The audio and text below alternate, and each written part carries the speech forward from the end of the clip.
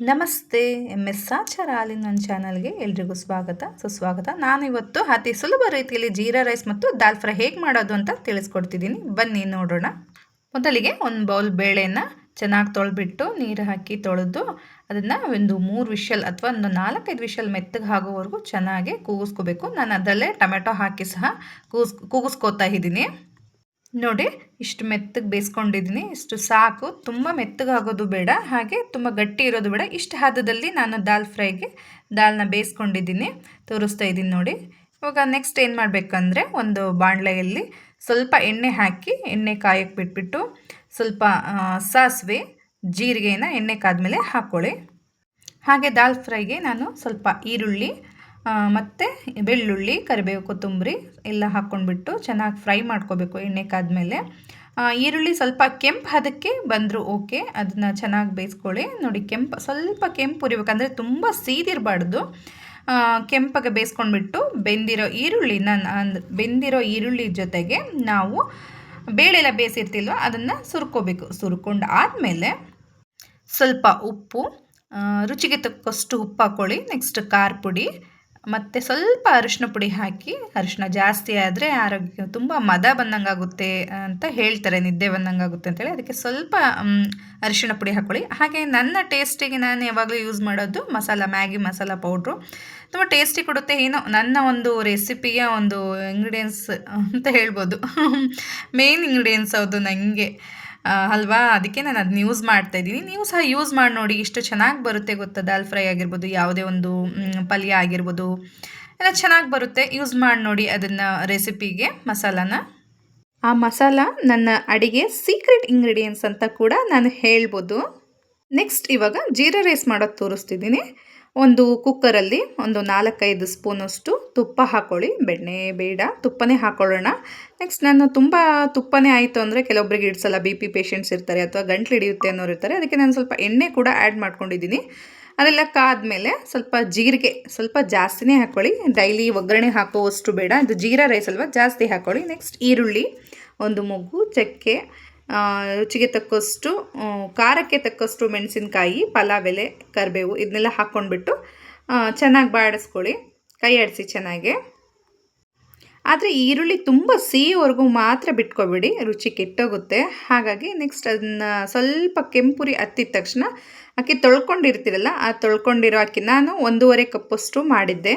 1.5ಇಂದ 1.25 ಕಪ್ಪಷ್ಟು ಅದನ್ನ ಅಕ್ಕಿ ತೊಳ್ಕೊಂಡ್ಬಿಟ್ಟು ಆ ಕುಕ್ಕರ್ಗೆ ಸುರುವಿ ಅಕ್ಕಿ ತೊಳ್ಕೊಂಡಿರೋದನ್ನ. ನೆಕ್ಸ್ಟ್ ಅದನ್ನೆಲ್ಲ ಚೆನ್ನಾಗಿ ಉರಿರಿ. ತಕ್ಷಣ ನೀರು ಹಾಕಬೇಡಿ, ತುಪ್ಪದಲ್ಲಿ ಸ್ವಲ್ಪ ಹೊತ್ತು ಫ್ರೈ ಆಗೋಗಿ ಅಕ್ಕಿನ ಉರಿರಿ, ಚೆನ್ನಾಗಿ ಉರಿಬೇಕು. ಸ್ವಲ್ಪ ಒಂದು 2 ಮಿನಿಟ್ಸ್, ತುಂಬ ಹೊತ್ತಲ್ಲ, ಕೆಂಪು ಹೋಗೋರಲ್ಲ, ಅದನ್ನೆಲ್ಲ ಚೆನ್ನಾಗಿ ಕಲಸಿ. ಅದಾದಮೇಲೆ ಎಷ್ಟು ಅದಕ್ಕೆ ತಕ್ಕಷ್ಟು, ಅಂದರೆ ಕೆಲವೊಬ್ಬರು ನೀರು ಹಾಕೋ ಕಂಟೆಂಟ್ ಗೊತ್ತಾಗಲ್ಲ, 1 ಲೋಟ ಅಕ್ಕಿಗೆ 2 ಲೋಟ ನೀರು ಹಾಗೆ ಹಾಕಿ ಉದುರಾಗಿ ಚೆನ್ನಾಗಿ ಬರುತ್ತೆ. ಲಿಡ್ ಕ್ಲೋಸ್ ಮಾಡಿಬಿಟ್ಟು ರುಚಿಗೆಲ್ಲ ಉಪ್ಪು ಎಲ್ಲ ಆ್ಯಡ್ ಮಾಡಿರ್ತೀರಲ್ಲ, ಆ ರುಚಿಗೆ ತಕ್ಕಷ್ಟು ಉಪ್ಪು ಮಾತ್ರ ಹಾಕ್ಕೊಳ್ಳಿ. ಅದಾದಮೇಲೆ ಮೇಲೆ ಹಾಕ್ಕೊಳ್ಳೋಕೆ ಬರುತ್ತೆ.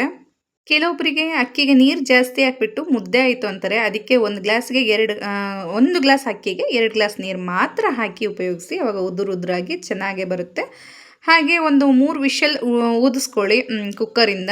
ಅದಾದ ನಂತರ ನಾನು ಇಲ್ಲಿ ನೋಡಿ ಒಂದು ಚಿಕ್ಕ ಬಾಣಲೆಯಲ್ಲಿ ಅದಕ್ಕೆ ಒಂದು ಡ್ರೈ ಫ್ರೂಟ್ಸ್ ಆ್ಯಡ್ ಮಾಡ್ತಾಯಿದ್ದೀನಿ. ನನಗೆ ಬೇಕಾದ್ದು ದ್ರಾಕ್ಷಿ ಆಗ್ತಾಯಿಲ್ಲ, ನಮ್ಮ ಮನೇಲಿ ಸ್ವೀಟ್ ಆಗುತ್ತೆ, ನನಗೆ ಸ್ವೀಟ್ ತಿನ್ನಲಿಕ್ಕೆ ಇಷ್ಟ ಆಗಲ್ಲ, ನಂಗೆ ಬೇಡ ಅಂತಾರೆ. ಹಾಗಾಗಿ ನಾನು ಇದನ್ನು ಮಾತ್ರ ಆ್ಯಡ್ ಮಾಡಿಬಿಟ್ಟು ಮೇಲ್ಗಡೆ ಅದೆಲ್ಲ ಕುಕ್ಕರೆಲ್ಲ ಆಗಿಬಿಟ್ಟು ವಿಷಲ್ ಹೊಡೆದು ರೈಸ್ ರೆಡಿ ಆಗುತ್ತಲ್ಲ, ಅದಾದಮೇಲೆ ಫಸ್ಟು ರೈಸ್ ಕಲಿಸ್ಕೊಂಡಾದ್ಮೇಲೆ ನಾನು ಈ ಒಂದು ಡ್ರೈ ಫ್ರೂಟ್ಸ್ನ ಅದಕ್ಕೆ ಸುರುಬಿಟ್ಟು ಆ್ಯಡ್ ಮಾಡ್ತೀನಿ. ಬನ್ನಿ ನೋಡೋಣ ಹೇಗೆ ಅಂತ.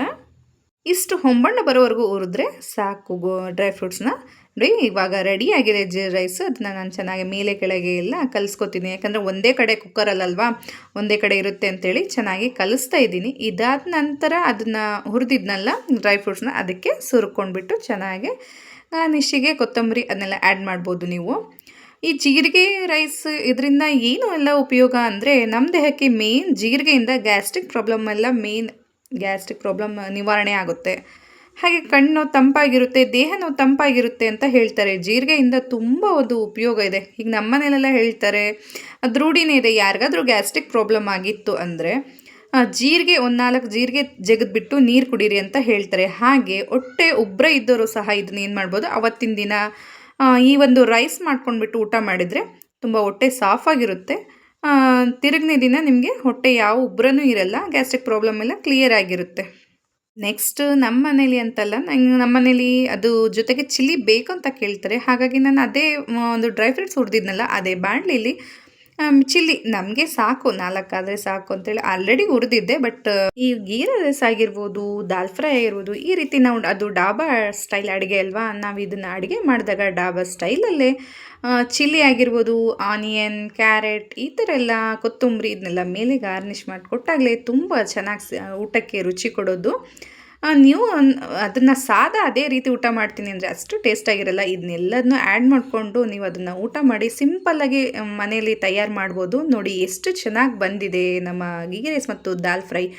ಈ ರೀತಿ ಸರ್ವ್ ಮಾಡಿದ್ದೀನಿ ನೋಡಿ. ಸೌತೆಕಾಯಿ ಇದೆ, ಮೆಣಸಿನ್ಕಾಯಿ ಇದೆ, ಉಪ್ಪು ಹಚ್ಚಬೇಕು, ಆ ಥರ ಕರೆದಿರ್ತೀನಲ್ಲ, ಅದಾದಮೇಲೆ ಉಪ್ಪು ಹಚ್ಕೊಡಿ, ಚೆನ್ನಾಗಿರುತ್ತೆ. ಹಾಗೆ ಸ್ವಲ್ಪ ಮೊಸರು ಬಜ್ಜಿ ಅಂದರೆ ಊಟ ಆದಮೇಲೆ ಜೀರಿಗೆನೂ ತಿಂದಿರ್ತಾರಲ್ವ, ಹಾಗೆ ಮೊಸರು ಬಜ್ಜಿನೂ ಕುಡಿದ್ರೆ ಇನ್ನೂ ಹೊಟ್ಟೆ ತುಂಬ ಚೆನ್ನಾಗಿರುತ್ತೆ, ತಂಪಾಗಿರುತ್ತೆ ಬೇಸಿಗೆಗೆ ಅಂತ ಹೇಳಿ ನಾನು ಅದನ್ನು ಮಾಡಿದ್ದೀನಿ. ಹಾಗೆ ಈರುಳ್ಳಿ ಯೂಸ್ ಮಾಡೋದ್ರಿಂದ ನಾವು ಊಟ ಮಾಡಿದ ಆಹಾರ ಜೀರ್ಣ ಆಗುತ್ತೆ ಅನ್ನೋ ಒಂದು ಕಾರಣದಿಂದನೂ ಊಟದಲ್ಲಿ ಯಾವುದೇ ಒಂದು ಡಾಬಾ ಸ್ಟೈಲ್ ಅಡುಗೆ ಮಾಡಿದಾಗ ನೋಡಿ ಈರುಳ್ಳಿ ಖಂಡಿತವಾಗೂ ಕೊಡ್ತಾರೆ, ಅದನ್ನು ಯಾರು ಮಿಸ್ ಮಾಡಲ್ಲ. ಹಾಗೆ ಸೌತೆಕಾಯಿ ಆದರೂ ಅಷ್ಟೇ, ಅದು ಆರೋಗ್ಯಕ್ಕೆ ಒಳ್ಳೆಯದು. ಈ ಮೆಣಸಿನ್ಕಾಯಿಂದ ಏನಂದರೆ ರುಚಿಗೆ, ನಮ್ಮ ಬಾಯಿಗೆ ರುಚಿ ಸಿಗುತ್ತೆ ಅಷ್ಟೇ. ಇದರಲ್ಲಿ ಅತಿ ಹೆಚ್ಚಾದ ಉಪಯೋಗ ಅಂತ ಏನೂ ಇರಲ್ಲ. ನೋಡಿ ದಾಲ್ ಫ್ರೈ ಅಂದರೆ ಈ ಬೇಳೆಲೂ ಸಹ ತುಂಬ ಪೌಷ್ಟಿಕಾಂಶ ಇರುತ್ತೆ, ನಮ್ಮ ದೇಹಕ್ಕೂ ತುಂಬ ಶಕ್ತಿ ಸಿಗುತ್ತೆ. ಇವು ಟೋಟಲಿ ನಾವು ಈ ಜೀರಾ ರೈಸ್ ಮತ್ತು ದಾಲ್ ಫ್ರೈಯಿಂದ ತುಂಬ ಆರೋಗ್ಯಕ್ಕೆ ಉಪಯೋಗವಾದ ಒಂದು ಫುಡ್ ಅಂತ ಹೇಳ್ಬೋದು ನಾವು. ಇದನ್ನು ನೀವು ಸಹ ಮನೆಯಲ್ಲಿ ಅತಿ ಸಿಂಪಲ್ಲಾಗಿ ರೆಡಿ ಮಾಡಿ ಹೇಗೆ ಬಂತು ಅಂತ ಕಮೆಂಟ್ ಮುಖಾಂತರ ತಿಳಿಸಿ, ಓಕೆನಾ? ನನ್ನ ಚಾನಲ್ ನೋಡು ಯಾರಾದರೂ ಹೊಸಬ್ರಾಗಿದ್ದರೆ ದಯವಿಟ್ಟು ಚಾನಲ್ನ ಸಬ್ಸ್ಕ್ರೈಬ್ ಮಾಡ್ಕೊಂಡು ಸಪೋರ್ಟ್ ಮಾಡಿ. ಹಾಗೆ ಬೆಲ್ಲೈಕನ್ ಪ್ರೆಸ್ ಮಾಡಿ, ಅದರಲ್ಲಿ ಆಲ್ ನೋಟಿಫಿಕೇಷನ್ ಆನ್ ಮಾಡ್ಕೊಳ್ಳಿ. ನನ್ನ ಮಾಡೋ ಎಲ್ಲ ರೆಸಿಪೀಸ್ಗಳು ನಿಮಗೆ ರೀಚ್ ಆಗುತ್ತೆ. Thanks for watching.